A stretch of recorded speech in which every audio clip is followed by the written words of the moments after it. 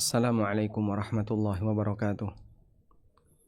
Alhamdulillah wassalatu wassalamu ala Rasulillah wa ala alihi wa sahbihi wa mawalah.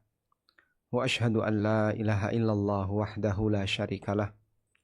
Wa ashhadu anna Muhammadan abduhu wa rasuluh. Salawatu rabbi wa salamu alaihi wa ala alihi wa ashabihi wa man sara ala nahjihi wa stanna bi sunnatihi ila yaumil qiyamah. Alhamdulillah, puji syukur kita haturkan kehadirat Allah Subhanahu wa ta'ala. Di sore ini kembali kita lanjutkan kajian dengan membaca buku Harta Derita Wanita yang insya Allah akan membahas di poin menuntun wanita karir. Dan kali ini kita akan membangun kesadaran tentang bagaimana agar seorang wanita bisa lebih tertata pada saat dia bekerja, terutama saat dia bekerja keluar rumah. Karena yang lebih kita bahas adalah posisi wanita yang bekerja di luar rumah.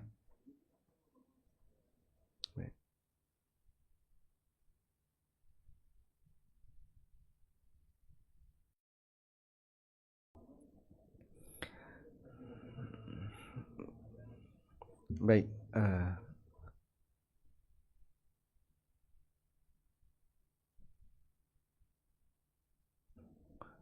suaranya nggak ganggu di Zoom? Ada? Alhamdulillah tidak, Ustaz.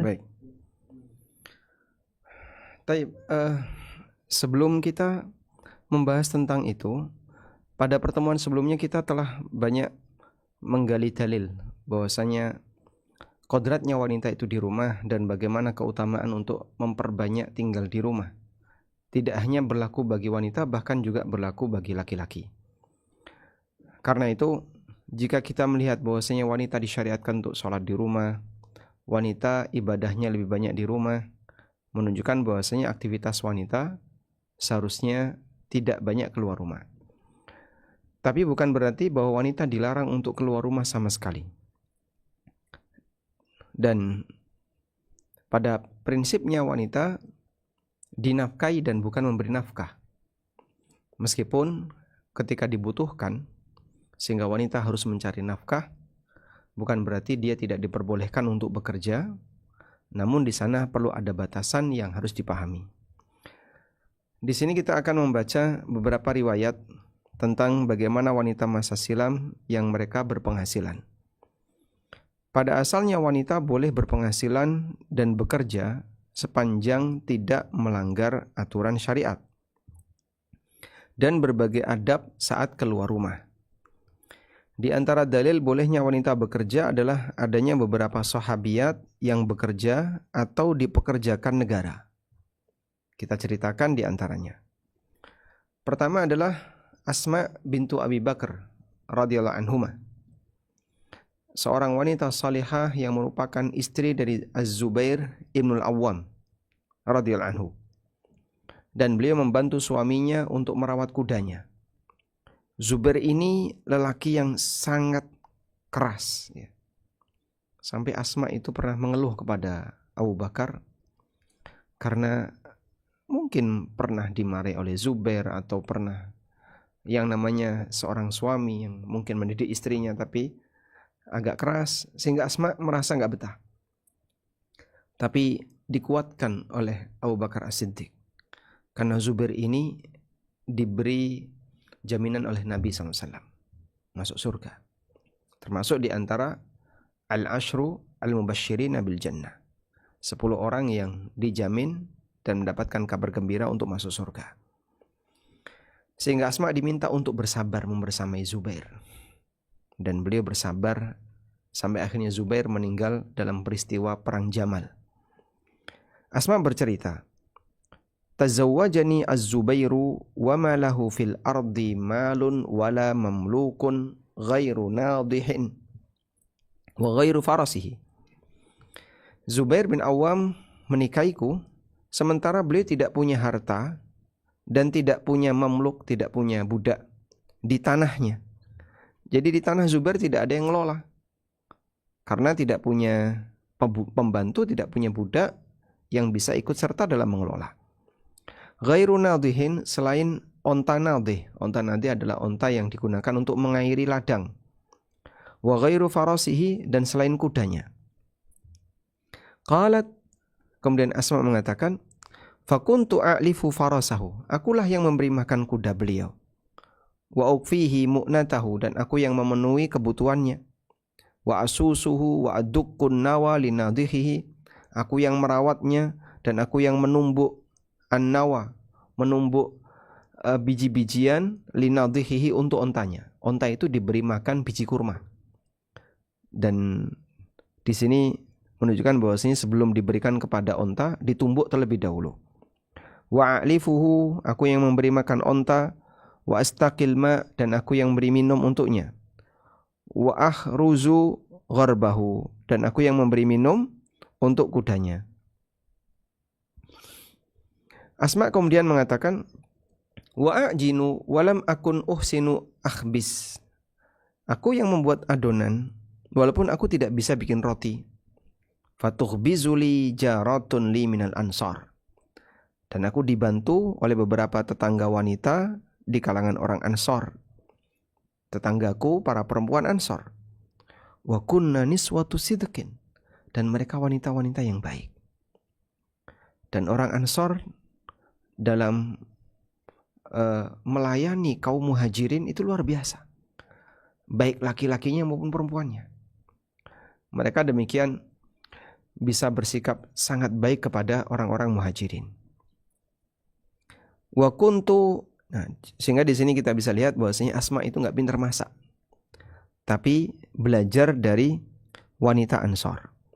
Wa kuntu anqulun nawa min ardi Zubair allati aqta'ahu Rasulullah sallallahu alaihi wasallam ala ra'si wa hiya thulutha faras wa hiya thulutha farsakh. Dan aku yang memikul biji dari tanahnya Zubair yang diberikan oleh Rasulullah SAW kepada beliau di atas kepalaku. Dipikul di atas kepalanya dengan melakukan perjalanan 2/3 farsakh. 2/3 farsakh itu berapa? Kurang lebih 4 km. Masya Allah. Jalan kaki 4 km, bawa biji ditaruh di atas kepala. Ya, mungkin kebiasaan wanita masa silam. Ketika mereka membawa beban, mereka taruh di atas kepalanya. Kalau wanita Indonesia, terutama orang Jawa kan lebih banyak digendong di belakang. Kalau lelaki dipikul depan belakang. Kalau wanita digendong di belakang. Wanita Arab ditaruh di atas kepala. Jalan kaki sejauh 4 kilo dengan membawa biji ditaruh di atas kepala. Muttafaqun alaih, hadis riwayat Bukhari Muslim. Sungguh Ibunda Asma adalah seorang wanita pekerja keras. Dan ini menjadi salah satu perjuangan yang diceritakan oleh Asma dan diriwayatkan oleh Bukhari Muslim. Artinya kalau sampai ulama perhatian masuk dalam Sahih Bukhari dibaca oleh manusia sedunia, berarti ini adalah cerita yang penuh makna. Disinilah kita bisa melihat bagaimana sahabiat dulu bukan tipe wanita yang mungkin suka rebahan, yang hanya pengangguran, tidak punya aktivitas apapun, tapi mereka adalah para wanita pekerja. Ya, salah satunya membantu suaminya seperti ini. Dan ini keluar rumah sejarak 4 kilo jalan kaki. Seperti yang dilakukan oleh Asma. Kita beralih ke Ibu Syifa Asy-Syifa bintu Abdillah Al-Adawiyah dari Bani Adi. Al-Adawiyah berarti dari Bani Adi. Dan Bani Adi termasuk di antara Bani Umar bin Khattab radhiyallahu anhu. Umar bin Khattab Al-Adawi. Beliau adalah wanita yang cerdas. Hingga di zaman Umar beliau sering dimintai pendapatnya. Dalam kitab Tahdzibul Kamal karya Al-Hafidh Yusuf Al-Mizzi ada cuplikan biografi tentang Asy-Syifa. Wa kana Umar bin Khattab yuqaddimuha. Mengenai Asy-Syifa, Umar bin Khattab radhiyallahu anhu sering mendahulukan beliau fir ra'i, dalam menyampaikan pendapat. wa yardaha. Umar merasa ridha dengannya. Wa yufaddiluha, dan Umar terkadang mendahulukan beliau. Wa rubama walaha syai'an min amri suq. Wa rubama wallaha syai'an min amri suq, dan terkadang Umar memberikan tugas kepada beliau untuk menangani sebagian urusan pasar. Dan ini menunjukkan bahwasanya beliau dipekerjakan oleh negara. Karena ketika itu yang jadi pemimpin adalah Amirul Mukminin Umar Ibn Khattab radhiyallahu anhu. Taib. Selanjutnya kita beralih ke wanita ketiga, Zainab bintu Abi Umayyah Ats-Tsaqafiyah. Beliau wanita Taif yang menjadi istri Abdullah bin Zubair dari Bani Thaqif. Maka nasabnya di situ dikasih tambahan Ats-Tsaqafiyah. Beliau wanita yang lebih kaya dibandingkan suaminya, sampai zakatnya diserahkan ke suaminya. Dan ini menunjukkan bahwasanya Abdullah bin Mas'ud itu miskin, sampai beliau berhak menerima zakat. Zakat istrinya diberikan kepada Ibnu Mas'ud. Dari istri Abdullah bin Mas'ud, dari Nabi SAW. Jadi ceritanya Rasulullah SAW ceramah di hadapan para ummahat. Nah, salah satu peserta yang hadir ketika itu adalah Zainab bintu Abi Umayyah ini. Beliau hadir dalam mendengarkan ceramah itu. Rasulullah SAW menyampaikan ceramah, di cuplikannya beliau mengatakan, Ya ma'syaran nisa, tasaddaqna walau min hullikun. Wahai para wanita, bersedekahlah, meskipun sedekah dari perhiasan kalian. Jadi kalau bicara sedekah antara lelaki dengan perempuan itu biasanya lebih royal mana, Pak? Kalau rutinitas mungkin perempuan lebih rutin. Tapi kalau nilai biasanya lelaki yang lebih besar. Makanya Nabi SAW memotivasi bagi para wanita, bersedekahlah. Dan salah satu alasan kenapa Nabi SAW memotivasi wanita untuk bersedekah adalah untuk membebaskan mereka dari ancaman neraka. Seperti yang disebutkan dalam riwayat yang lain, Rasulullah SAW mengatakan, Ya ma'syaran nisa tasaddaqna fa inni ra'aitukunna aktsara ahlin nar. Wahai para wanita, bersedekahlah karena aku melihat kalian adalah kebanyakan penduduk neraka. Kemudian istri Ibnu Mas'ud pulang menemui suaminya Abdullah bin Mas'ud, dan beliau berkata kepadanya, Engkau adalah orang yang penghasilannya tidak banyak. Sementara Rasulullah SAW memerintahkan kami untuk bersedekah. Tolong datangi beliau dan tanyakan apakah sedekah itu sah jika diberikan kepada suami dan anak-anak yatim yang ada dalam tanggungannya, yang ada dalam tanggunganku. Jika memang tidak sah, aku akan memberikannya kepada orang lain.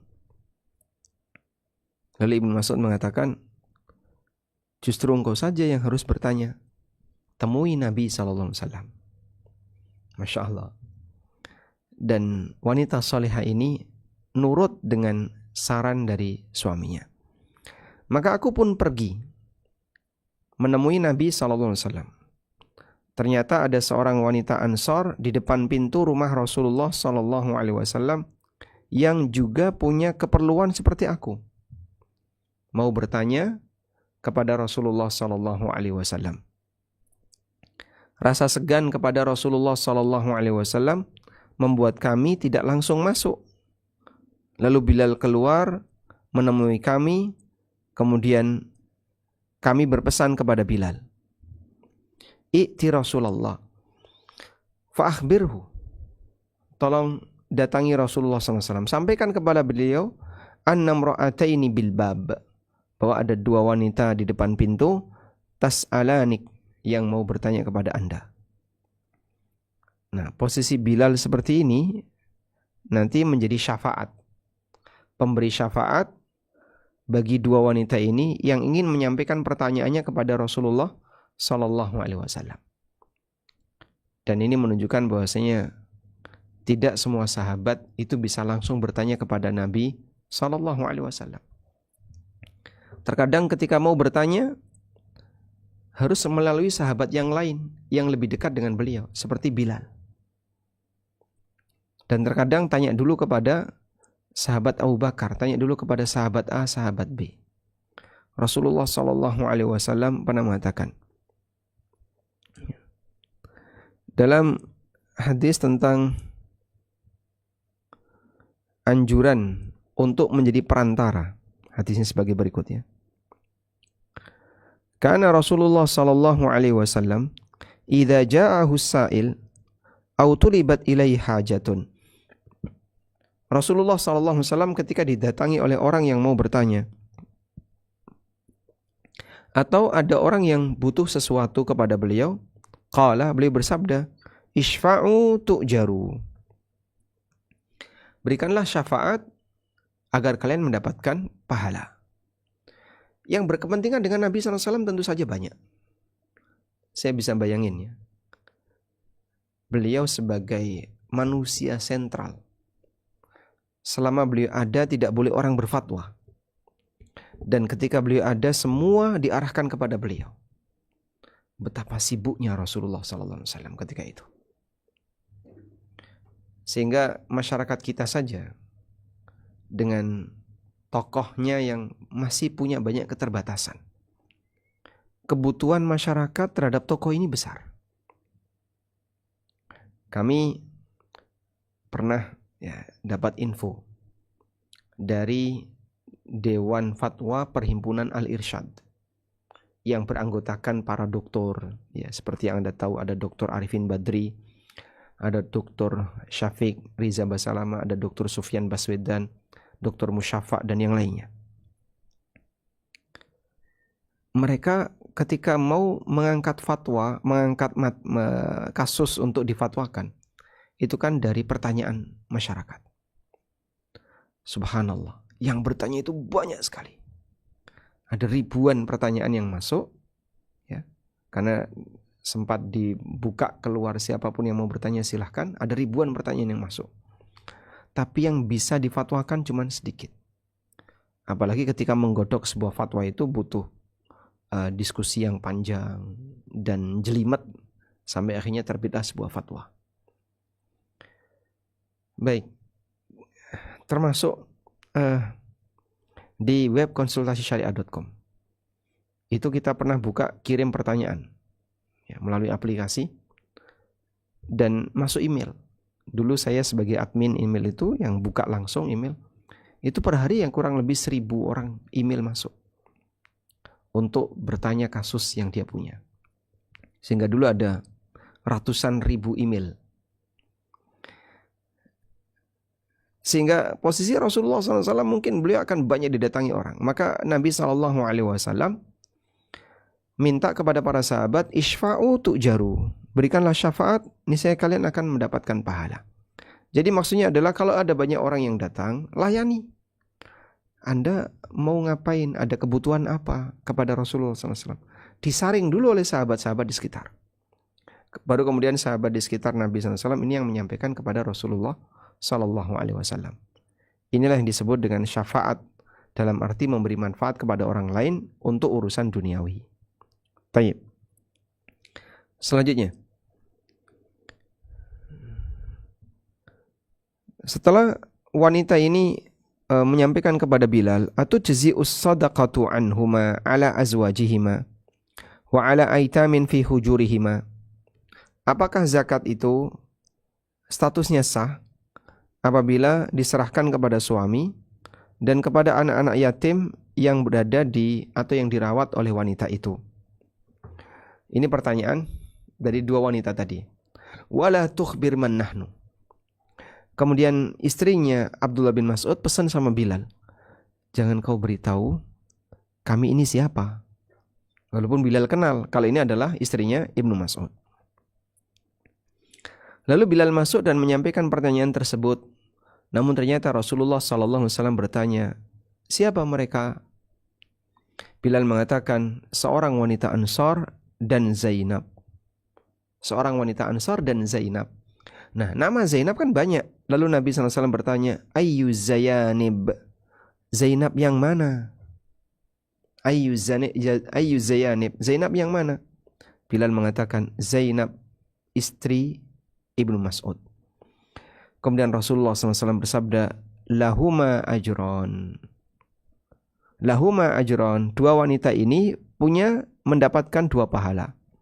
Ajrul qarabah wa ajrus sadaqah. Yang pertama adalah pahala dia menjalin hubungan dengan kerabatnya, wa ajrus sadaqah, dan pahala dia bayar zakat. Hadis sahih riwayat Bukhari Muslim. Dan ini salah satu di antara dalil bahwa istri boleh memberi zakat ke suami. Istri kenapa bisa memberi zakat ke suami? Istri bisa memberi zakat ke suami, tapi tidak sebaliknya. Kenapa? Karena istri tidak wajib menafkahi suami. Karena istri tidak wajib menafkahi suami.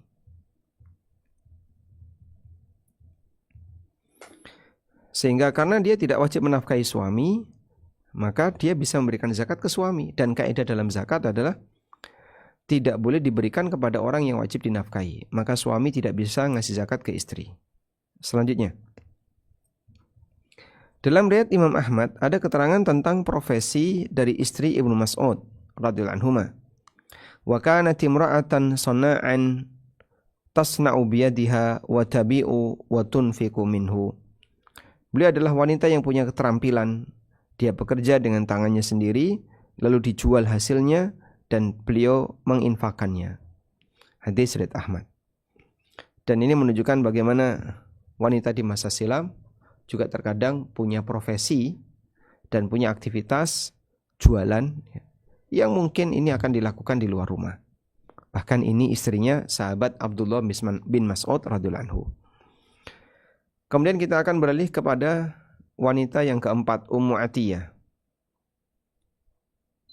Nusaibah bintul Harith. Beliau termasuk di antara wanita yang aktif, yang banyak membantu kegiatan muslimah di zaman Nabi SAW. Beliau yang memandikan Zainab bintu Muhammad SAW. Dan dalam hadis yang sahih tentang bagaimana beliau memandikan Zainab, ya, hadisnya sahih. Akhirnya Nusaibah ini, Ummu Atiyah, jadi rujukan tentang fikih memandikan jenazah. Sehingga orang-orang generasi setelahnya di zaman tabi'in itu tanya kepada Ummu Atiyah, bagaimana cara memandikan jenazah yang benar. Ibnu Abdul Bar mengatakan tentang Ummu Atiyah, syahidat ghasla ibnatin Nabi sallallahu alaihi wasallam. Beliau ikut memandikan jenazah putri Nabi sallallahu alaihi wasallam, yaitu Zainab bintu Muhammad sallallahu alaihi wasallam. Wa kana jama'atun minas sahaba wa ulama'it tabi'in. Sekelompok sahabat dan para ulama tabi'in di Basrah ya'khuduna anha ghaslal mayyit. Mereka mengambil ilmu dari Nusaibah, dari Ummu Atiyah ini tentang bagaimana cara memandikan jenazah. Baik. Selanjutnya, Ummu Atiyah beberapa kali ikut jihad bersama Nabi sallallahu alaihi wasallam dan melayani pasukan kaum muslimin. Ummu Atiyah menceritakan pengalamannya. Ghazawtu ma'a Rasulillah sallallahu alaihi wasallam sab'a ghazawat. Aku pernah ikut perang bersama Rasulullah SAW 7 kali perang. Dan bisa Anda bayangkan, untuk bisa ikut perang itu berarti melakukan perjalanan yang jauh. Sampai harus safar keluar kota. Dan tentu saja itu ditemani oleh mahramnya bersama dengan pasukan kaum muslimin. Akhlufuhum fi rihalihim fa asna'u lahumut ta'am. Aku berada di kediaman-kediaman mereka, di tenda-tenda mereka, sehingga dibuatkan masakan, ditata tendanya. Fa asna'u lahumut ta'am, aku buatkan makanan untuk mereka. Wa udawil jarha, dan aku yang mengobati orang yang sakit. Wa aqumu 'alal marda, dan yang ngurusi orang-orang yang sakit. Aku mengobati yang terluka dan aku ngurusi orang yang sakit. Inilah perjuangan yang dilakukan oleh sahabiyat. Mereka ikut dalam medan jihad dan berfungsi seperti ini. Terus gimana itu Pak? Ya terjadilah interaksi lawan jenis, tapi dalam situasi yang dibutuhkan oleh kaum muslimin. Sehingga ini dalil bahwa wanita bisa saja mengobati lelaki ketika dibutuhkan untuk melakukan itu. Ummu Atiyah yang melayani para orang yang sakit, yang mengobati orang yang terluka. Wa udawil jarha wa aqumu 'alal marda. Aku yang mengobati orang yang terluka dan aku yang mengurusi orang yang sakit. Hadis sahih riwayat Muslim. Beliau juga yang diamanai untuk mengajak para wanita sampai pun yang sedang haid agar berangkat sholat Id. Sehingga Ummu Atiyah mungkin beliau mendatangi dari rumah ke rumah untuk mengajak para wanita, ayo keluar, Nabi SAW mengajak kita untuk bareng-bareng ikut sholat Id. Dan masih banyak lagi peran beliau di dunia dakwah. Bahkan saya pernah mendengar Ummu Atiyah ini dulunya adalah tukang supit wanita. Tukang supit wanita.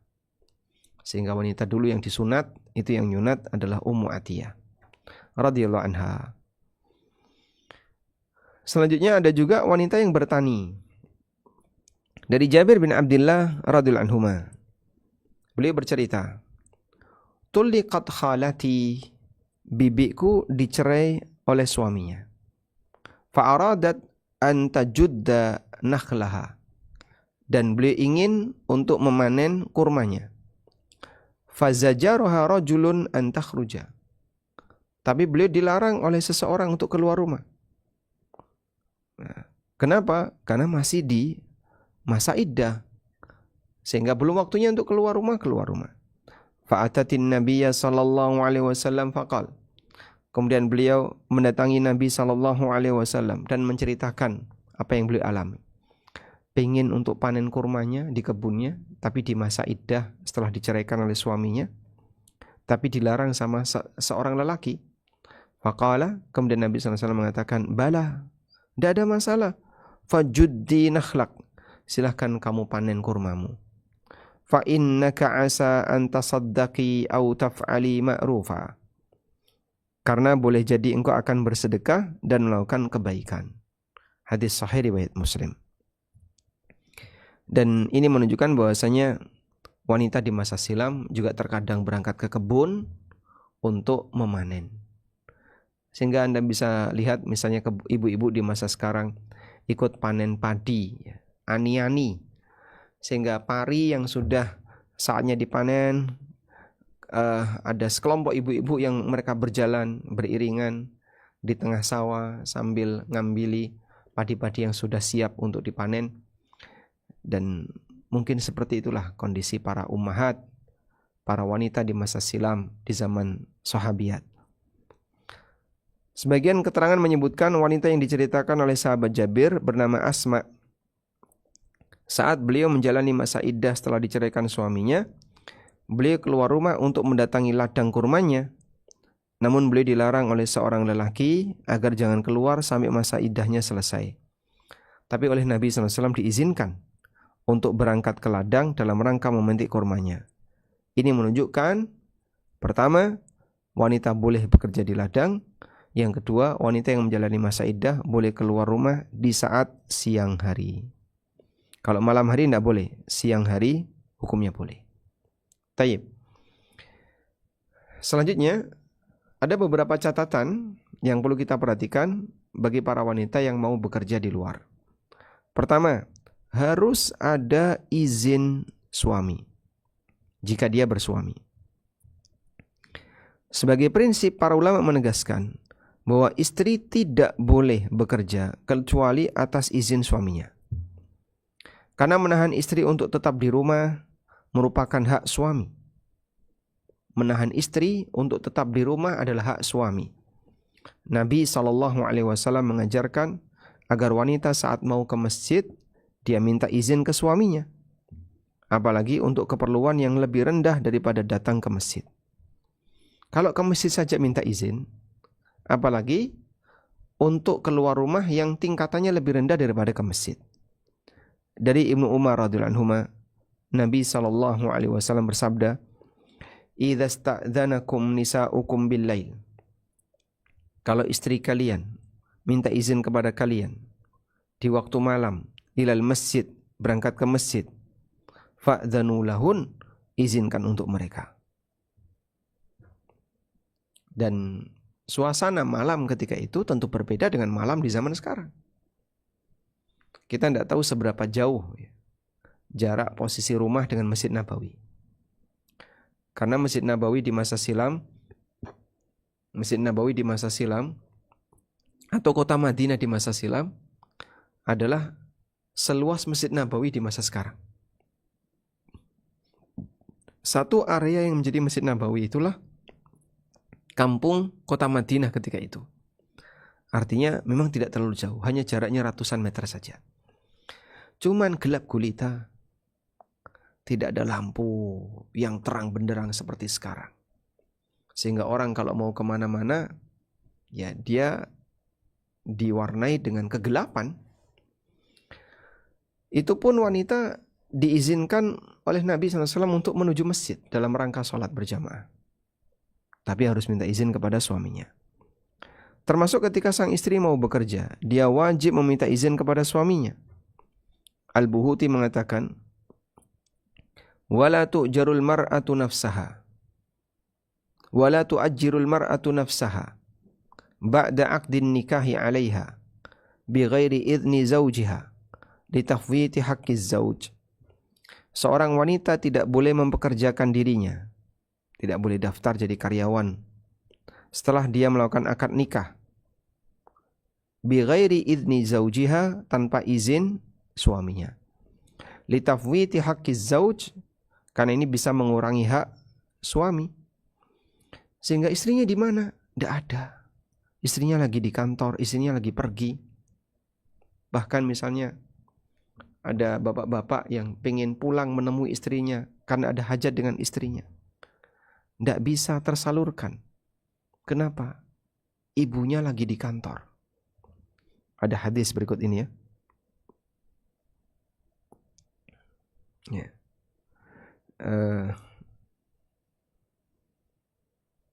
Idza ra'a ar-rajul, apabila ada seorang lelaki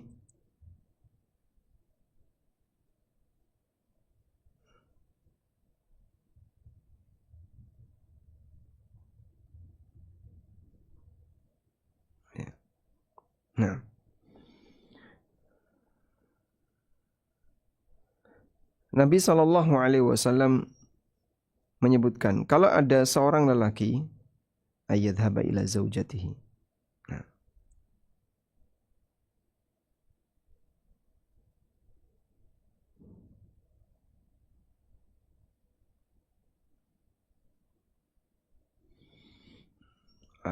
kok jadi kayak gini, ayyadhhaba ila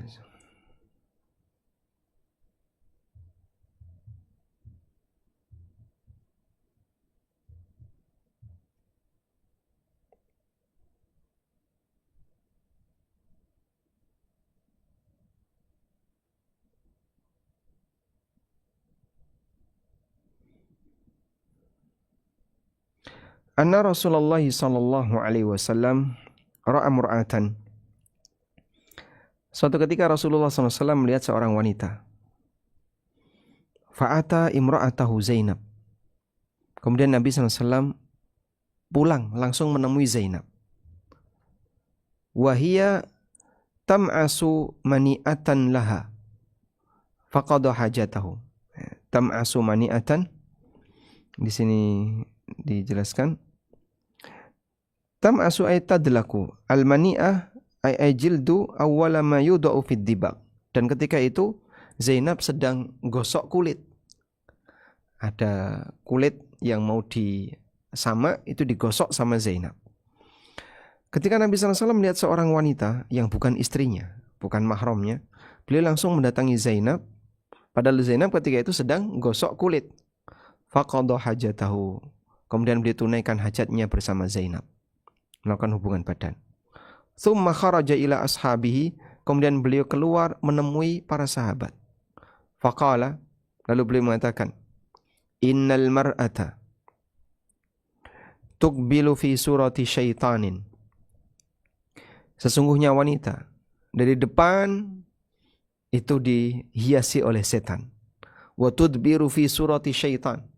Dari belakang juga dihiasi oleh setan. Fa idza absara ahadukum imra'atan.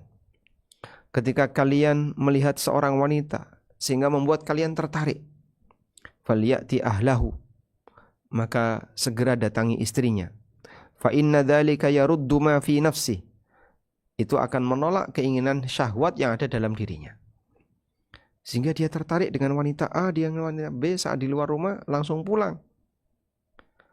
Lalu datangi istrinya. Karena apa yang ada di wanita itu juga ada di istrinya. Dan terbayang nggak, sunnah ini tidak mungkin bisa dilakukan pada saat sang istri tidak ada di rumah. Sehingga seorang suami misalnya keluar rumah, terus dia melihat wanita cantik, tiba-tiba syahwatnya naik, apalagi dalam keadaan auratnya terbuka, terus dia pulang. Sampai rumah, duduk pintu, dibuka oleh seorang wanita. Ibu mana? Sudah berangkat ke kantor. Ternyata yang buka adalah pembantunya. Sehingga ada posisi sunnah yang akan hilang ketika wanita itu bekerja. Maka para ulama mensyaratkan kalau wanita itu bekerja, dia harus minta izin kepada suaminya. Selanjutnya, istri mengajukan syarat untuk bekerja setelah menikah. Mengajukan syarat sebelum menikah diizinkan secara syariat. Bahkan Nabi SAW menegaskan, syarat yang paling berhak untuk dipenuhi adalah persyaratan dalam akad pernikahan. Dari Uqbah bin Amir radhiyallahu anhu, Nabi SAW bersabda, Inna ahaqas syuruti antufu bihi. Sesungguhnya syarat yang paling layak untuk dipenuhi mastahlaltum bihil furuj adalah persyaratan yang menghalalkan kemaluan. Dan yang dimaksud menghalalkan kemaluan adalah persyaratan untuk pernikahan. Dalam mazhab Hambali, syarat semacam ini sah dan wajib dipenuhi, sehingga suami tidak berhak melarang istrinya untuk bekerja. Misalnya, seorang wanita berprofesi sebagai dokter, dilamar oleh lelaki. Dia menerima, tapi syaratnya nanti setelah nikah diizinkan untuk tetap lanjut praktek jadi dokter, jadi ASN, bekerja. Karena itu jika istri ridho telah mensyaratkan untuk bekerja dan suami ridho, maka tidak terhitung nusyuz. Jika istri ridho telah mensyaratkan untuk bekerja dan suami ridho, maka tidak terhitung sebagai nusyuz. Selanjutnya, jika sebelum akad nikah istri telah mengajukan syarat untuk bekerja dan suami tidak keberatan dengan persyaratan itu, maka istri boleh bekerja dan dia tetap berhak mendapatkan nafkah sesuai haknya. Kami ulangi ya. Jika sebelum akad nikah, istri telah mengajukan syarat untuk bekerja dan suaminya tidak keberatan dengan persyaratan itu, maka istri boleh bekerja, tapi dia tetap dapat nafkah dari suaminya. Nah, terus duit hasil kerjanya bisa dia tabung, sehingga dia bekerja, hasilnya 100% punya dia, sementara hidup dia ditanggung oleh suaminya. Makan, pakaian, tempat tinggal, dan seterusnya. Karena pada asalnya hak nafkah tidak gugur, kecuali karena sebab tertentu. Di antaranya adalah hak suami dalam menahan istrinya tidak maksimal. Sementara suami tidak ridho dengan kondisi itu, maka suami boleh tidak memberikan nafkah kepadanya. Dan kalau tadi kasusnya adalah suami telah ridho istri bekerja, maka dalam posisi ini berarti hak istri tidak gugur. Baik. Selanjutnya, kita tegaskan ulang sekarang. Mengenai nafkah istri yang bekerja.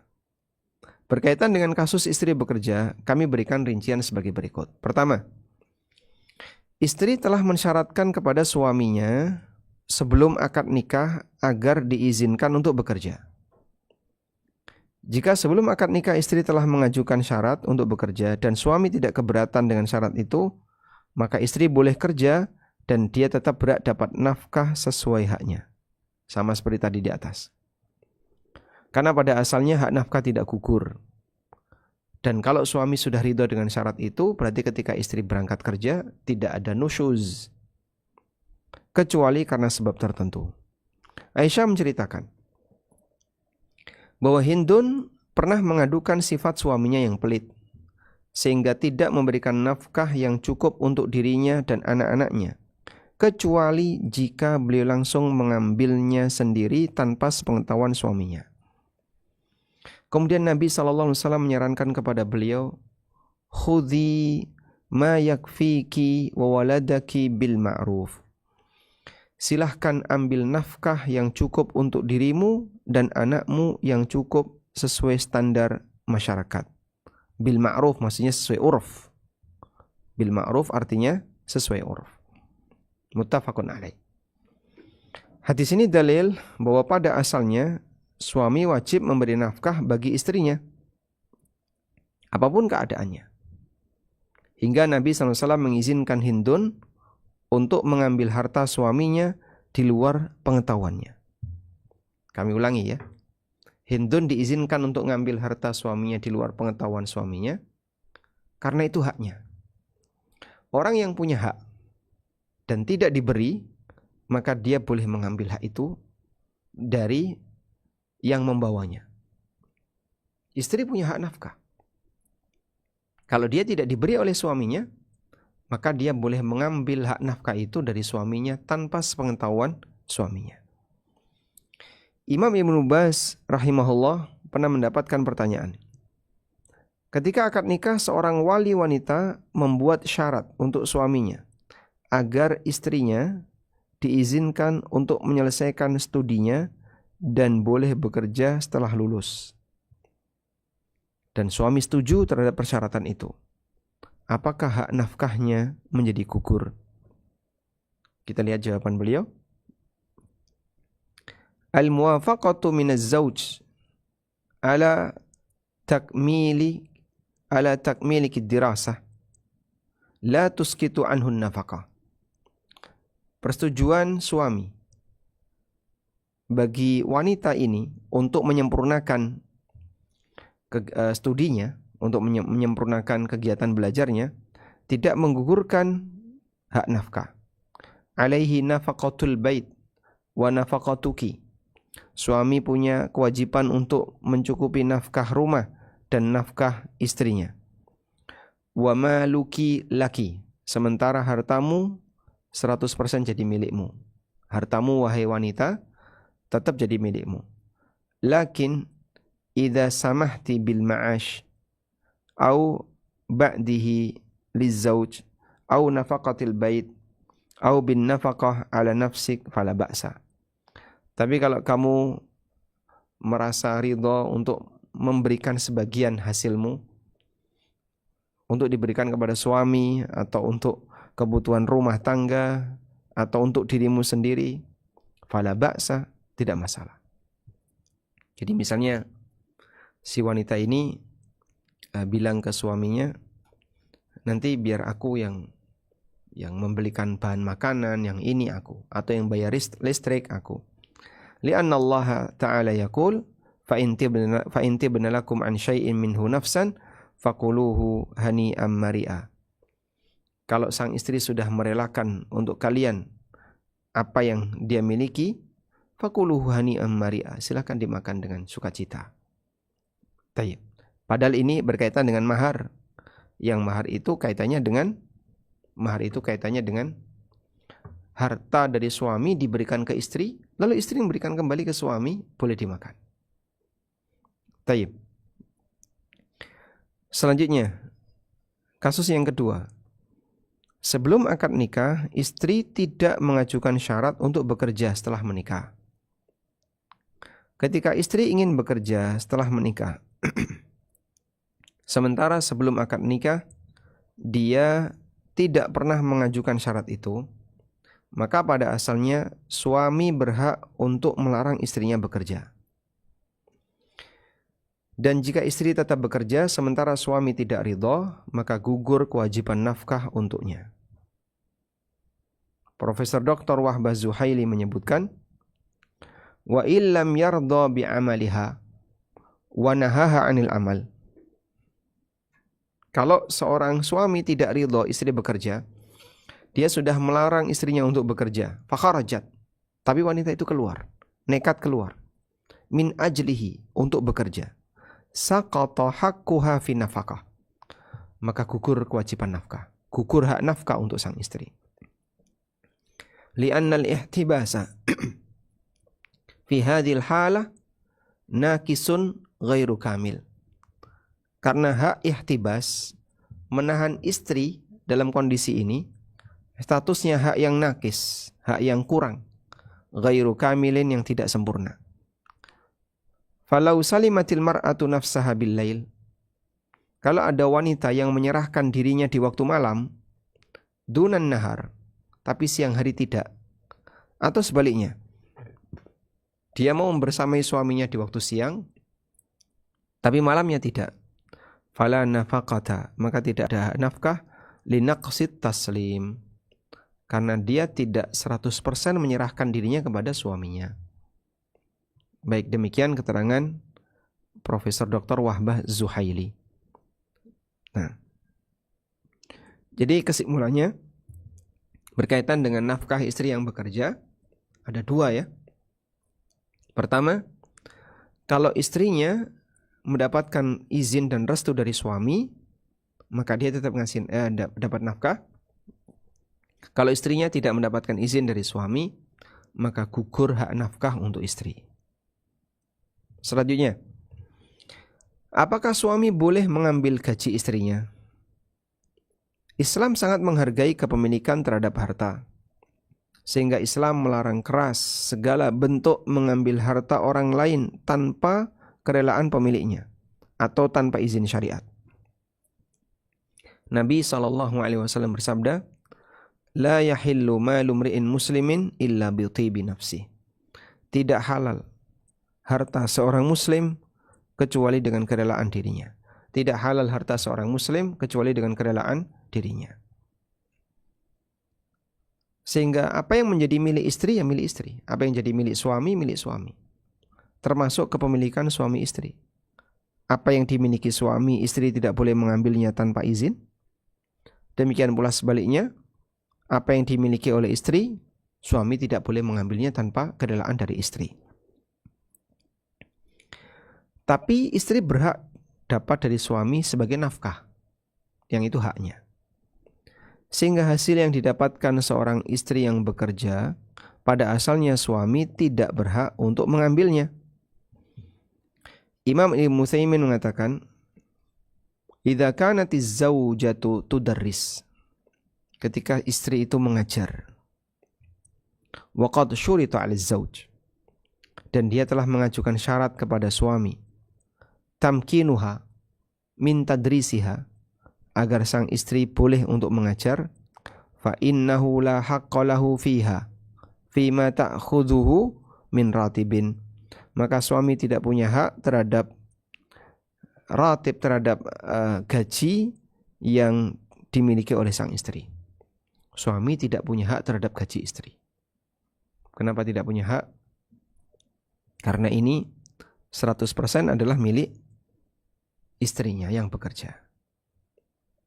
Nah, selanjutnya posisi istri yang kaya. Bagaimana dengan nafkah istri yang kaya? Kewajiban suami adalah memberikan nafkah kepada istrinya.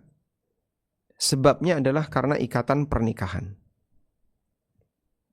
bukan karena sebab keberadaan istri yang miskin atau tidak berkecukupan.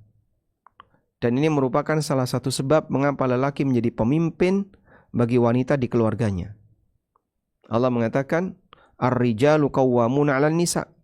Wanita itu yang ngurus, lelaki itu yang ngurusi wanita.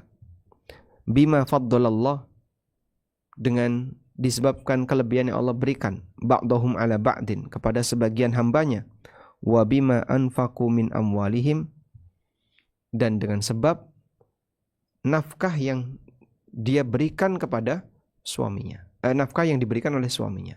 Sehingga suami bisa jadi pemimpin karena dia ngasih nafkah. Baik. Karena itu begini, sebab nafkah ada 3. Yang pertama adalah pernikahan. Yang kedua, nasab. Untuk sebab yang pertama yaitu pernikahan, ini tidak putus walaupun istri kaya. Untuk sebab nafkah karena nasab, ini putus jika yang diberi sudah berkecukupan, sudah mampu. Saya tulis saja sudah mampu. Yang ketiga adalah sebab kepemilikan.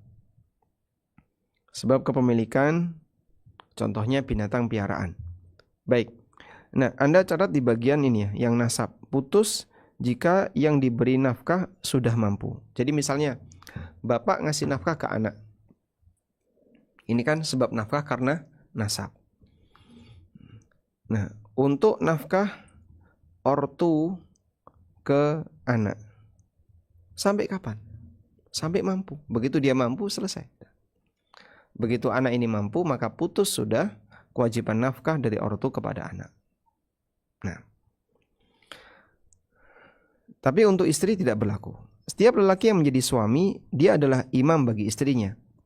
Sehingga dia bertanggung jawab memberi nafkah kepada istrinya. Sebagai konsekuensi, status dia menjadi pemimpin keluarga. Maka penyeimbangnya, dia jadi pemimpin karena dia mengurusi kebutuhan dari istrinya. Karena itu suami tetap wajib memberi nafkah walaupun istrinya kaya. Ibnu Asim Al-Maliki dalam Tuhfatul Hukam mengatakan, wa yajibul infaqu lizaujat fi kulli halin minal halat. Wajib memberikan nafkah kepada istri apapun keadaan dan kondisinya. Sehingga walaupun istrinya kaya, tetap wajib diberi nafkah oleh suaminya. Wallahu ta'ala alam. Walhamdulillahirabbil alamin. Sudah selesai ya untuk buku Harta Derita Wanita, dan ini merupakan materi yang terakhir yang kita bahas berkaitan dengan wanita karir. Dan tadi sudah kita sampaikan ya, mengenai batasan yang utama, yaitu berkaitan dengan masalah izin dari suami. Kalau adab di luar rumah sudah kita bahas di pertemuan sebelumnya. Misalnya tidak boleh berkhalwat, tidak boleh safar tanpa mahram, kemudian hindari ikhtilat, lalu berkaitan dengan masalah pakaian dan seterusnya sudah kita bahas di pertemuan sebelumnya. Demikian, semoga apa yang kita bahas ini bermanfaat.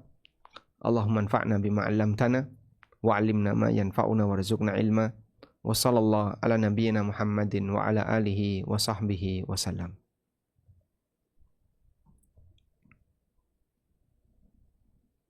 Baik, selanjutnya kami kembalikan ke moderator. Baik Ustadz, jazakumullah khairan Ustadz atas ilmu yang disampaikan. Semoga menjadi amal jariah untuk Ustadz dan semoga Allah menganugerahkan kepada Ustadz sekeluarga dan tim surga Firdaus kelak. Amin. Amin. Allahumma amin. Izin bacakan pertanyaan Ustadz. Bismillah. Hayakumullah ya Ustadz. Hayakallah wa yak. Izin bertanya, jika saya bekerja di kantor atau WFH di rumah, kemudian sambil mendengarkan kajian lewat YouTube seperti sekarang ini dan tidak mengganggu pekerjaan atau rekan yang lain, apakah hal tersebut termasuk khianat ya Ustadz? Jazakumullah khairan. Baik, berkaitan dengan memanfaatkan waktu kerja di kantor sambil mendengarkan kajian, apakah ini termasuk di antara bentuk korupsi waktu sehingga mengkhianati tempat Anda bekerja? Selama pertama tidak mengganggu pekerjaan, sehingga Anda ketika mendengarkan kajian tetap bisa beraktivitas kerja. Yang kedua, di posisi tidak mengurangi hak perusahaan, insya Allah tidak masalah. Sehingga kalau ini mengganggu pekerjaan, misalnya Anda harus konsentrasi ngetik, untuk membuat laporan keuangan atau membuat laporan tertentu. Kalau disambi mendengarkan kajian, itu beresiko. Berarti ini mengganggu atau mengurangi yang seharusnya bisa selesai dalam waktu, pekerjaan itu selesai dalam waktu 1 jam kalau fokus. Tapi karena Anda ngaji, ya jadinya sering berhenti, terus dengerin, berhenti lagi dengerin. Dan kajiannya juga karena tidak fokus ya, ada penggalan-penggalan yang kadang Anda fokus, kadang Anda hilang fokus. Begitu fokus Anda dengerin, ngetiknya juga diem. Setelah nggak kurang fokus Anda ngetik, terus dengerin lagi. Akhirnya yang seharusnya selesai 1 jam bisa selesai 2 jam. Sampai kadang jadi lembur. Karena apa? Tadi waktu yang dipakai untuk bekerja tidak fokus, sehingga mengurangi hak kantor. Kalau seperti ini ya tidak diperbolehkan. Intinya kantor telah membeli waktu Anda untuk bekerja, ya, sehingga manfaatkan sebaik mungkin untuk kegiatan kantor. Lalu apabila Anda tidak ada kerjaan, kemudian memanfaatkan waktu itu untuk belajar, mengupdate kemampuan pribadi dan seterusnya, insya Allah tidak masalah, selama tidak mengganggu atau mengurangi jam kantor. Ada kasus karyawan jam istirahat, dia kajian di luar, boleh atau tidak, Pak? Ya kalau melihat jam istirahatnya tidak masalah. Jadi misalnya dia ngantor sejarak 2 kilo ada masjid, di situ ada kajian siang. Apalagi kajiannya Ustadz A yang dia senang sama Ustadz itu. Dia datang itu ke sana. Cuman ada masalah. Apa? Karena dia ikut kajian ini sampai dia belum sempat makan siang. Dia juga nggak sempat tidur siang. Dia nggak sempat istirahat siang. Akibatnya saat jam 1 dia kerja, mungkin lapar, mungkin ngantuk. Gara-gara tadi kesempatan istirahat dipakai untuk kajian. Akhirnya dia pun makannya setelah jam kerja. 1. Yang kedua, saat selesai makan dia ngantuk tidur dulu. Jadi jam 2 baru bekerja. Karena dia tadi ikut kajian. Maka kalau seperti ini keadaannya, ya seharusnya dia sadar diri dan mengkondisikan dirinya, jam istirahat saya harus maksimalkan untuk istirahat.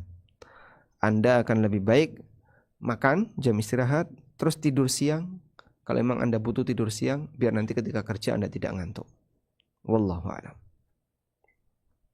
Jazakumullah khairan Ustadz atas jawabannya. Pertanyaan berikutnya Ustadz. Bismillah, ahsanallahu ilaikum ya Ustadz. Barakallahu fiik. Mohon pencerahannya Ustadz, apakah diperbolehkan seorang wanita bekerja dengan pekerjaan yang umumnya dilakukan oleh seorang laki-laki?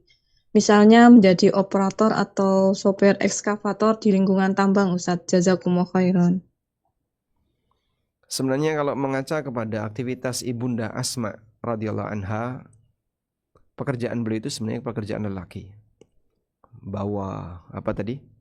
Biji-bijian, biji kurma dikumpulin, dibawa pulang. Kemudian beliau mengairi sawah atau mengairi ladang dengan menggunakan onta. Yang mungkin itu adalah pekerjaan lelaki. Cuman yang jadi masalah, ketika itu terlalu berat dan beresiko bagi kesehatan pribadinya. Menjadi operator ekskavator ya. Getaran ekskavator itu kan berat. Sementara wanita ini misalnya dia sudah menikah atau ya namanya wanita kan butuh kesehatan rahim dan itu beresiko. Dari sisi pertimbangan ini barangkali yang mungkin juga perlu dilihat. Ya kalau di dalam ekskavator wanita ini sendirian, tidak ada lelaki yang lain sehingga tidak berkholwat, tidak ikhtilat. Cuman masalahnya dalam kegiatan itu ada resiko-resiko besar yang mungkin tidak layak bagi wanita. Karena itu kami sarankan ya kurang direkomendasikan untuk pekerjaan seperti ini. Termasuk misalnya jadi kuli. Ini pekerjaan lelaki. Karena itu wanita silakan ambil posisi yang dia berada di kondisi aman. Kecuali kalau sudah tidak ada yang lain. Ya bisanya hanya itu Pak. Jualan juga nggak laku dan juga berat juga. Terus apa lagi? yang lain juga mungkin lebih berat. Ya kalau misalnya Anda merasa yakin bahwasanya tidak memungkinkan untuk mendapatkan penghasilan kecuali dari hasil bekerja seperti itu, ya, insya Allah semoga ini ditoleransi. Sebagaimana dulu sebagian sahabiat, mereka melakukan kerjaan keras yang itu umumnya dilakukan oleh lelaki. Wallahu a'lam. Jazakumullah khairan Ustadz atas jawabannya. Pertanyaan berikutnya Ustadz. Assalamualaikum warahmatullahi wabarakatuh ya Ustadz. Waalaikumsalam warahmatullahi wabarakatuh. Apakah boleh seorang muslimah itu menjadikan karir sebagai prioritas utama sehingga menunda pernikahan? Dan bagaimana batasan menurut syariat Islam Ustadz? Jazakumullah khairan. Wanita tidak menikah itu boleh. Ada seorang wanita di zaman Nabi SAW. Beliau dibawa oleh ayahnya. Lalu ayahnya melaporkan, ya Rasulullah, aku ingin menikahkan putriku, tapi dia nggak mau. Kemudian wanita ini tanya kepada Nabi SAW, ya Rasulullah, aku tidak akan menikah sampai Anda menceritakan kepadaku apa yang menjadi kewajiban istri yang harus dia tunaikan kepada suaminya. Kemudian Nabi SAW menyampaikan kondisi terberat yang harus dilakukan oleh seorang wanita. Andaikan suamimu itu keluar nanah di pipinya, keluar nanah di hidungnya, kemudian kau bersihkan dengan cara kau jilati, ma'adda haqqahu, ma'addat haqqahu. Wanita ini belum menunaikan hak suaminya. Akhirnya dia pun takut. Kemudian beliau mengatakan, walladzi ba'atsaka bil haqq la atazawwaju abada. Demi zat yang mengutusmu dengan membawa kebenaran, aku tidak akan nikah selamanya. Kemudian Nabi SAW mengatakan kepada bapaknya, la tuzawwijha illa bi'idniha. Jangan kau nikahkan dia kecuali dengan izinnya. Sumpah wanita ini tidak dilarang oleh Rasulullah SAW. Saat beliau bersumpah untuk tidak menikah selamanya, Nabi SAW tidak memberikan koreksi atau arahan untuk sumpah ini. Dan ini menunjukkan bahwasanya sumpah seperti ini tidak melanggar, bukan sumpah yang isinya larangan. Karena orang tidak boleh bersumpah yang bentuknya larangan. Misalnya, demi Allah, aku tidak akan sholat. Nah, ini tidak boleh. Dia melakukan sumpah untuk sesuatu ya yang sifatnya melanggar larangan. Sehingga dalam posisi ini wanita tidak nikah dengan tujuan duniawi atau karena takut tanggung jawab dan seterusnya, hukumnya boleh. Namun kalau tidak nikah untuk alasan ibadah tidak boleh, seperti kebiasaan orang Nasrani, baik laki maupun perempuan tidak boleh. Itu yang disebut dengan bid'ah rahbaniyah. Selanjutnya, boleh nggak wanita mementingkan karirnya sehingga nunda nikah? Ya kalau dia memang punya rencana untuk tidak nikah selamanya, ya sah-sah saja. Atau mungkin dia punya rencana untuk nikah di usia tertentu, boleh saja. Ini di luar tentang kondisi karir ya. Tapi kita membandingkan menunda nikah, fokus karir. Ya silahkan, boleh. Artinya dia tidak bersalah disebabkan karena nunda nikah. Sebab wanita itu boleh tidak nikah. Jangankan cuma nunda nikah, tidak nikah saja diperbolehkan. Akan tetapi kalau misalnya ibunya meminta atau orang tuanya meminta dan berharap agar putrinya segera menikah agar bisa membentuk keluarga yang baik, berbakti kepada orang tua dalam hal ini mungkin lebih baik. Karena begini ya, saya belum punya pengalaman ya, untuk jadi mertua. Ya, mungkin bagi Anda yang sudah pernah punya pengalaman jadi mertua, mana yang lebih membuat orang tua itu bangga dengan anaknya? Satu, anaknya sukses karir tapi jomblo. Dua, anaknya sukses berkeluarga. Anda boleh jawab, terutama yang sudah punya pengalaman. Satu, dia sukses karir. Jadi kalau dari sisi pendapatan tidak kurang. Tapi jomblo, gak nikah. Atau yang kedua, dia sukses berkeluarga. Ya mungkin pendapatannya cukup, nggak kaya-kaya banget, cuman dia punya keluarga dan keluarganya nyaman. Anda pilih mana? Coba lihat di kolom chat. Baik, rata-rata pilih kedua. Ya, mungkin banyak yang lebih milih nomor 2. Sebagai orang tua dia ingin melihat anaknya bahagia. Bahagia bersama keluarganya. Sebagaimana orang tua ini punya keluarga, dia punya anak. Apalagi kalau misalnya sudah ada cucu, sehingga dia pengen lihat cucunya, pengen gendong cucu, dan seterusnya. Karena itu mungkin pertimbangan permohonan orang tua juga penting untuk diperhatikan, karena orang tua pengen Anda berbahagia bersama dengan suami Anda. Wallahu a'lam. Jazakumullah khairan Ustadz atas jawabannya. Pertanyaan berikutnya Ustadz. Bismillah, ahsanallahu ilaikum ya Ustadz. Barakallahu. Izin bertanya di luar tema Ustadz. Bismillah. Bagaimana dalam pandangan Islam atau hukumnya jika sebuah sekolah yang berbayar dari awal, jadi bukan sekolah gratis Ustadz, memberikan denda berupa pembayaran SPP sesuai dengan sisa bulan dalam setahun bagi siswanya yang pindah sekolah Ustadz. Jadi misalnya siswa A pindah di bulan ketiga, maka siswa tersebut harus didenda dengan 9 bulan berikutnya SPP dan tetap dibayar Ustadz. Dan tidak ada perjanjian sebelumnya tentang denda tersebut. Jazakumullah khairan Ustadz. Nah, wallahu alam, yang saya pahami begini. Seorang jual jasa itu ada yang modelnya paket, ada yang modelnya terpisah. Jasa paket itu seperti kayak hotel itu kan, jasa paket. Sehingga nggak bisa nginep di hotel cuman 3 jam, 4 jam terus tak kembalikan kuncinya. Ya, yang 24 jam misalnya harganya 1 juta, maka 3 jam tinggal 200.000. Nggak bisa, karena dia menjual paketnya 24 jam. Anda mau pakai cuma 3 jam, 4 jam, ya tetap bayarnya 24 jam. Sehingga yang sistem paket seperti ini tidak bisa dibuat parsial. Contoh yang lain, apa misalnya? Layanan tertentu, misalnya layanan umroh selama 10 hari.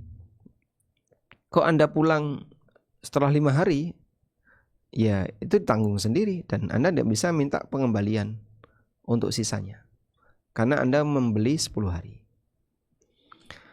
Nah sekarang bagaimana kalau sekolah? Apakah sekolah itu termasuk paket? Jadi misalnya dia daftar sekolah dan tujuannya kan lulus, ya. Apakah kemudian dia berarti membeli jasa selama 3 tahun atau sifatnya parsial? Kalau jasanya itu parsial sehingga bisa dibagi-bagi, maka berarti bayarnya sesuai dengan apa yang sudah dia terima. Yang belum dia terima, dia tidak harus bayar jasa. Ya. Sehingga misalnya paket jasa pijit misalnya.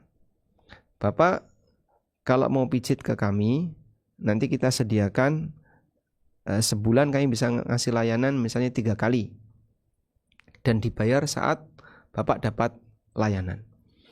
Nah kalau paket seperti ini, berarti yang terjadi adalah begitu dia dapat layanan bayar, dapat layanan lagi bayar. Kalau dia berikutnya tidak mengajukan layanan, ya dia tidak bayar. Dan wallahu alam, yang kami pahami, untuk sekolah lebih dekat kepada yang kedua. Kok bisa Pak? Ya memang yang namanya sekolah itu kan ada batasan waktu, sehingga SMP ya 3 tahun, SMA 3 tahun. Tapi layanannya diberikan berdasarkan jasa yang diterima oleh siswa. Karena itu kalaupun dia keluar, ya dia tidak harus membayar sisa waktu yang yang ada. Dan itu yang kami pahami. Karena itu di pondok saya pribadi di Witama, kalau ada yang pindah ya sudah, silakan dia pindah. Tapi dia harus menyelesaikan SPP selama dia tinggal di situ. Kalau bulan yang belum dia lampaui, misalnya dia pindah di bulan Januari misalnya, berarti selama Januari sampai Juli untuk kelulusan ya dia tidak perlu bayar. Demikian pula beberapa pondok menerapkan denda kalau SMP lulus kok pindah sekolah kena denda. Saya sendiri masih ragu. Denda ini alasannya apa? Karena kita tidak boleh mengambil harta orang lain tanpa alasan yang benar. Lain halnya kalau misalnya dia keluar kemudian uang masuk dulu berapa? 20 juta. Ya dia keluar setelah 3 tahun, harusnya kan untuk 6 tahun, kembalikan 10 juta. Ya dia keluar, salahnya dia sendiri. Kalau kemudian dia keluar kan berarti 20 juta tadi ya tidak bisa dikembalikan. Wa ala kullin, kesimpulannya adalah dalam hal ini selama yang bersangkutan atau selama dia pindah, maka tidak ada kewajiban untuk bayar denda sisa SPP sampai akhir tahun. Wallahu a'lam. Jazakumullah khairan Ustadz atas jawabannya. Pertanyaan berikutnya Ustadz, Bismillah. Semoga Allah merahmati Ustadz, sekeluarga, beserta tim. Amin. Allahumma amin. Walakum bimithlin. Izin bertanya Ustadz, saya berprofesi sebagai dokter umum. Saya ingin melanjutkan sekolah spesialis dan suami sangat mendukung. Keluarga juga Ustadz. Tetapi saya masih ada ganjalan Ustadz, jika nanti saya sekolah, pasti suami dan anak-anak terbatas waktu bersama saya. Dan saat menjadi sekolah spesialis, maka akan menjadi sangat sibuk Ustadz. Bagaimana Islam memandang akan hal ini Ustadz? Dan apakah yang harus saya lakukan? Apakah tetap melanjutkan sekolah dan konsekuensinya mengorbankan waktu bersama keluarga untuk beberapa waktu tahun ke depan Ustaz. Jazakumullah khairan. Barakallahu fiik. Saya mungkin memberikan 2 pilihan. Pertama, jika pendapatan suami sudah sangat mencukupi untuk kebutuhan Anda bersama keluarga, kami sarankan Anda tidak harus memperjuangkan karir sampai kondisinya seperti tadi, menghabiskan banyak waktu sehingga harus meninggalkan keluarga dalam rangka untuk belajar. Ya memang tidak harus pisah dalam waktu yang lama, tapi Anda akan menjadi sangat sibuk karena menyelesaikan tugas Anda ketika sekolah.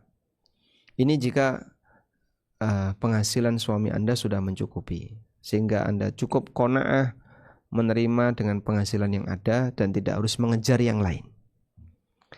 Saya pernah didatangi oleh seorang dokter, istrinya juga dokter, dan waktu itu beliau sedang punya masalah terkait akad utang. Lalu saya tanya, ibu bekerja Pak? Buka praktek? Jawab bapak ini tidak, istri saya tidak praktek. Tiba-tiba beliau mengatakan, saya pikir baik yang kerja 1 maupun yang kerja 2 orang itu tidak akan mempengaruhi rizki keluarga saya. Tidak akan mempengaruhi rizki keluarga saya. Jadi beliau memahami, mau saya yang kerja sendiri atau kita berdua suami istri yang kerja, jatah rizki anak tetap sama, tidak akan bergeser. Saya ingat-ingat betul kalimat beliau itu dan sering saya sampaikan jadi pesan. Kalau sekiranya seorang wanita itu bekerja dan akan ada banyak sekali kekurangan terjadi di keluarganya, mungkin pilihan yang lebih baik adalah dia tidak perlu bekerja. Sudahlah, cukupkan dengan apa yang diberikan oleh suaminya. Ya kalaupun misalnya bekerja yang ringan-ringan saja dan tidak sampai harus terlalu banyak menguras waktu. Anda selesai sekolah, mungkin tidak berhenti sampai di situ. Nanti akan mendapatkan pekerjaan dan mungkin kesibukan Anda akan berlanjut. Yang kedua, kondisi ekonomi keluarga Anda kurang. Sementara Anda diharapkan bisa turut serta mendukung pencapaian ekonomi keluarga. Sehingga mungkin peran Anda nanti bisa meringankan beban keluarga Anda. Kalau seperti ini kondisinya, ya Semoga apa yang Anda lakukan nanti bernilai pahala karena Anda sekolah dan ingin bekerja dalam rangka untuk mendukung kondisi ekonomi keluarga. Wallahu a'lam. Jazakumullah khairan Ustadz atas jawabannya. Pertanyaan berikutnya Ustadz. Ahsanallahu ilaikum ya Ustadz. Barakallahu fiik. Bagaimana menyikapi sifat suami ketika justru mendorong istrinya bekerja demi meningkatkan taraf hidup, padahal kebutuhan pokok sebenarnya sudah tercukupi Ustadz. Jazakumullah khairan. Kalau tujuannya hanya untuk kemewahan, tujuannya hanya agar bisa bisa lebih banyak pengeluaran, ya ini tujuan yang kurang baik. Coba kita bukaan hadis berikut ini ya. In kana kharaja yas'a. Nah, ada satu hadis yang ini mungkin bisa kita jadikan sebagai dasar tentang bagaimana selayaknya orang itu bekerja. Berkaitan dengan niat dalam bekerja itu bisa mempengaruhi nilai. Nah, dari Ka'ab bin Ujrah radhiyallahu anhu, hadisnya diriwayatkan oleh At-Tabrani dan yang lainnya. Marra 'ala Nabi sallallahu alaihi wasallam rajulun. Ada seorang lelaki yang sempat dilihat oleh Nabi sallallahu alaihi wasallam.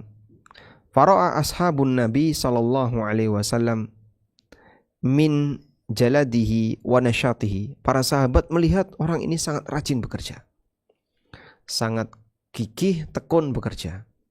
Faqala, maka para sahabat mengatakan, ya Rasulullah, lau kana hadza fi sabilillah. Ya Rasulullah, andaikan kerjaan ini dia gunakan untuk kegiatan fi sabilillah, tentu pahalanya besar.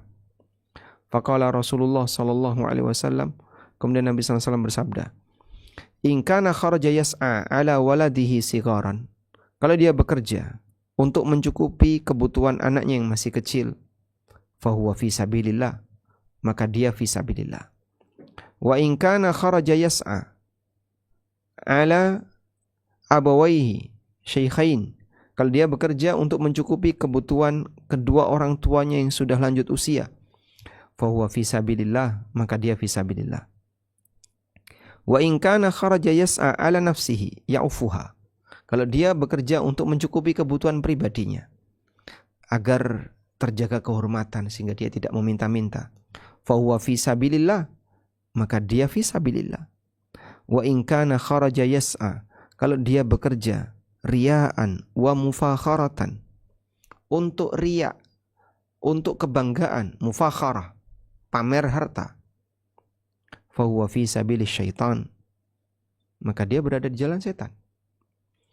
Jadi kalau kerja tujuannya ya biar nanti bisa mendapatkan kemewahan hidup, bisa flexing, bisa punya ini, punya itu, disebut Nabi SAW fi sabilis syaitan.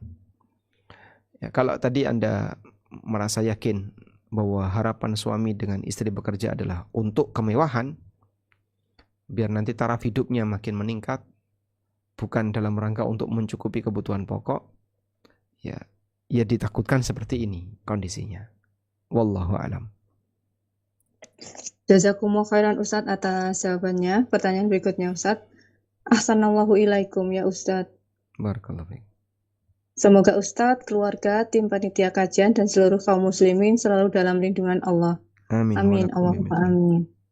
Ustadz izin bertanya, saya saat ini bekerja di salah satu kementerian di Indonesia.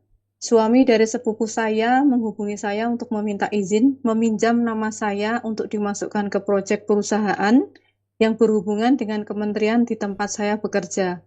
Apakah hal ini diperbolehkan ya Ustadz? Karena saya tidak terlibat dalam proyeknya.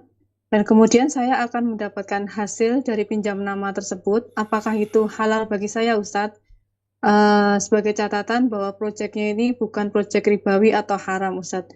Semoga Allah mudahkan Ustadz untuk menjawab. Jazakumullah khairan Ustadz. Kasus seperti ini mungkin cukup banyak ya. Tidak hanya minjam nama pribadi, termasuk juga nama perusahaan. Ada juga nama seseorang karena dia punya lisensi, tapi dia nggak ikut terlibat. Kami sampaikan, segala bentuk manipulasi dalam agama ini dilarang. Dan di agama yang lain juga nggak boleh. Dan saya kira perusahaan asing yang dia masih menghargai norma dalam bekerja, mereka paham kalau praktek seperti ini ya termasuk manipulasi yang melanggar kode etik dalam bekerja. Nabi SAW mengatakan, man ghasya falaysa minna. Barang siapa yang menipu, dia bukan bagian dari golonganku. Kalau Anda merasa yakin pinjam nama itu sebenarnya hanya untuk manipulasi saja, maka sebenarnya nggak boleh. Karena kalau dipinjam namanya, sementara Anda tidak terlibat sama sekali, kan berarti tidak diperkenankan. Kecuali kalau Anda terlibat. Misalnya Anda terlibat ikut jadi konsultan, walaupun tidak terjun langsung ke lapangan. Atau Anda terlibat sebagai penanggung jawab di area tertentu, dan nanti kalau ada masalah ya Anda harus terjun. Kalau terlibat seperti ini, insya Allah memungkinkan. Masalahnya Anda adalah seorang ASN. Sehingga kalau mau terlibat di area yang lain, berarti harus ada penugasan dari dinas tempat Anda bekerja. Kalau pribadi mungkin lebih ringan. Ada salah satu kawan, beliau punya sertifikat AMDAL. Nama beliau karena punya sertifikat AMDAL, itu sering dipinjam oleh perusahaan untuk perizinan AMDAL. Masalahnya, orangnya tidak bekerja. Beliau ada di Jogja, sementara perusahaannya ada di Kalimantan. Cuman pinjam nama saja. Terus gimana? Itu boleh nggak? Akhirnya kami sarankan ya, kalau Anda pengen seperti itu, harus jadi konsultan AMDAL. Dan konsultan kan tidak harus datang ke lapangan. Sehingga setidaknya Anda ngasih arahan, ada ikatan kerja sebagai konsultan, kemudian dibayar. Sehingga tidak cuma ngasih nama saja, ngasih lampiran sertifikat, tapi juga harus ikut terlibat. Dan kita sendiri nggak tahu kenapa masyarakat kita begitu mudah melakukan model manipulasi seperti ini. Sehingga kebohongan di Indonesia merajalela, Masya Allah. Kalau dengar ceritanya itu, pokoknya hampir merata. Ya, sehingga tidak heran kalau kemudian ada misalnya pemerintah yang mungkin memanipulasi kondisi rakyatnya. Ya bahasa kita ya dalam kurung menipu rakyat. Dia dipersulit oleh atasannya dan seterusnya. Al jaza'u min jinsil amal. Karena balasan sejenis dengan amal.